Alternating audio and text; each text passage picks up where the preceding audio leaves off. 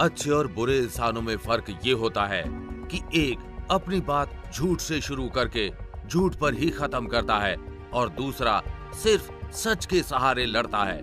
सच और झूठ की लड़ाई में आखिर जीत तो सच की ही होती है, मगर जीतने वाले को इसकी भारी कीमत चुकानी पड़ती है। आज भी ऐसा ही कुछ हो रहा था गिल परिवार में। शनाया और आहान दोनों सीमा बुआ और यामिनी के सामने नहीं झुक रहे थे, मगर क्या होगा इसका अंजाम। आहान शनाया की पकड़ से अपना हाथ धीरे से छुड़ाते हुए सीमा बुआजी और रतन की तरफ आगे कदम बढ़ाने लगा। जब मिसेस यामिनी गिल ने देखा कि आखिरकार आहान उनकी बात मान रहा था, तो उन्होंने मन ही मन में कहा, चलो अच्छा है, आहान मेरी बात तो सुनता है, मुझे मना करने के लिए हिम्मत नहीं करता। आहान, ये तुम क्या कर रहे हो? तुम वहां पर खड़े किस सपने में खोए हो? यहाँ आओ और अपने घुटने पर बैठ के मुझसे और मेरी माँ से माफी मांगो। रतन, क्या सच में तुम चाहते हो कि मैं तुमसे माफी मांगू? और नहीं तो क्या।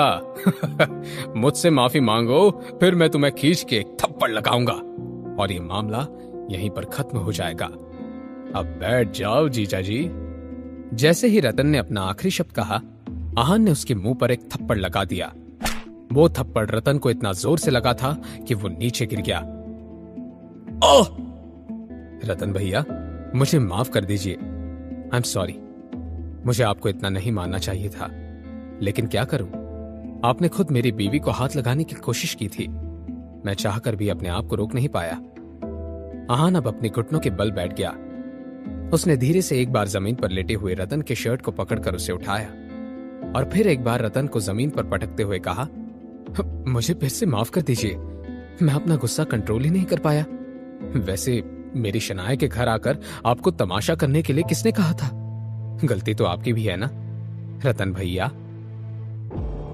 तुम बस करो, मेरे रतन को छोड़ दो, वरना। आहान ने उनकी तरफ एक नजर देखा भी नहीं और फिर से रतन का शर्ट पकड़ लिया। अब आहान ने रतन से सवाल करते हुए कहा, रतन भाई, वो सीमा बुआ जी वरना कह रही हैं, आप बताइए, वो क्या कर सकती हैं? कहिए ना, आप कुछ बताते क्यों नहीं? आहान, मैं शनाया को डराना नहीं चाहता। अगर इस वक्त उन्होंने मुझे नहीं रोका होता तो मैं उस लालची रतन और उसकी मां को अच्छा सबक सिखाता। मॉम, क्या इतना काफी है? या फिर आप चाहती हैं कि मैं इससे माफी मांगना कंटिन्यू करूं? आहान, क्या तुम्हें कानून का, लोगों का, किसी का भी डर नहीं है? मैं आपको कैसे मार सकता हूं? आप शनाया की मॉम हैं। भले ही आप मुझे अपना दामाद नहीं मानती हो, मेरे लिए आप मेरी अपनी मॉम की तरह हैं। लेकिन हां, मैं आपको एक बात याद दिला रहा हूं, मैं गिल परिवार का घर जमाई हूं, कुत्ता नहीं। अगर कुछ चीजें अपने हद में ही रहे तो अच्छी लगती है। क्या तुम मुझे धमकी दे रहे हो?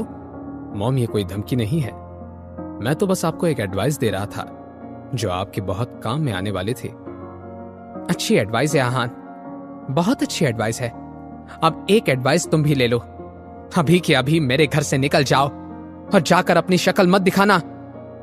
ठीक है। और अपनी बात कहने के बाद कुछ सोचे बिना वो दरवाजे की तरफ चला गया। शनाया की आंखें एक ही पल में नम हो गई। मॉम, आप ऐसा कैसे कर सकती हैं? मैंने क्या किया शनाया? ये सब तुम्हारे भले के लिए ही हो रहा है।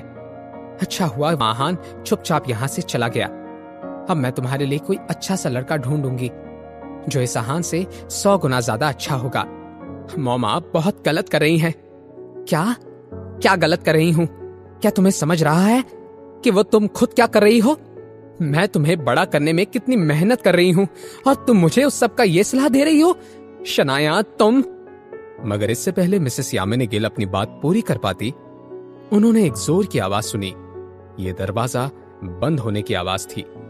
मिसेस यामिनी गिल ने देखा कि शनाया घर से चली गई थी।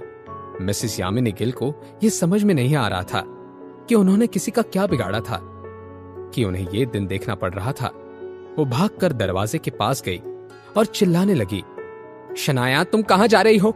वापस आओ शनाया, मैंने कहा वापस आओ। लेकिन इसका कोई फायदा नहीं था। भाभी, अगर इस बार मेरे रतन को कुछ हुआ होता तो मैं आपको बिल्कुल भी माफ नहीं करूंगी। भाभी आप चिंता मत कीजिए, रतन को कुछ नहीं होगा, मैं अभी एम्बुलेंस को कॉल करती हूँ। ऐसा नहीं था कि मिसेस यामिनी गिल को रतन की कोई फिक्र नहीं थी। हर रोज ऐसे तमाशों का हिस्सा होता था रतन, लेकिन बात मिसेस यामिनी गिल के राज की थी। उन्होंने बहुत वक्त से जो छिपाए रखा था, अगर वो बात बाहर आ जाती तो उनकी बहुत बदनामी होती। सीमा बुआ जी भी ये अच्छे से जानती थी। भाभी, मैं तुम्हारे सारी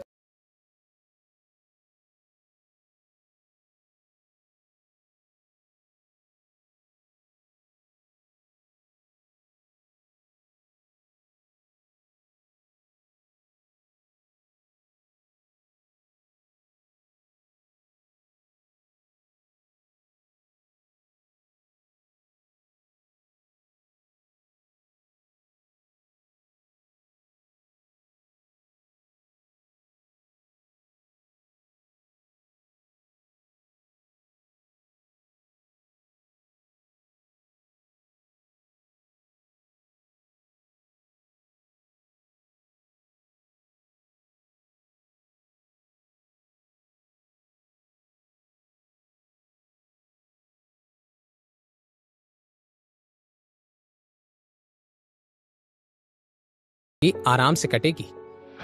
ऐसा कौन सा राज था जिसके सहारे सीमा बुआ अपनी साजिशों को अंजाम दे रही थी? क्या यामिनी यूं ही ब्लैकमेल होकर सीमा के चंगुल में फंसती चली जाएगी? क्या शनाया और आहान को मालूम पड़ेगा इस राज का सच? क्या रह जाएंगे दोनों अनजान? आखिर कहां रहेंगे आहान और शनाया अब? जानने के लिए देखिए अगला एपिसोड सिर्फ पॉकेट एफएम के यूट्यूब चैनल पर। और सीक्रेट अमीरजादा के सारे एपिसोड्स को सुनने के लिए डिस्क्रिप्शन में दी गई लिंक से डाउनलोड कीजिए पॉकेट एफएम ऐप।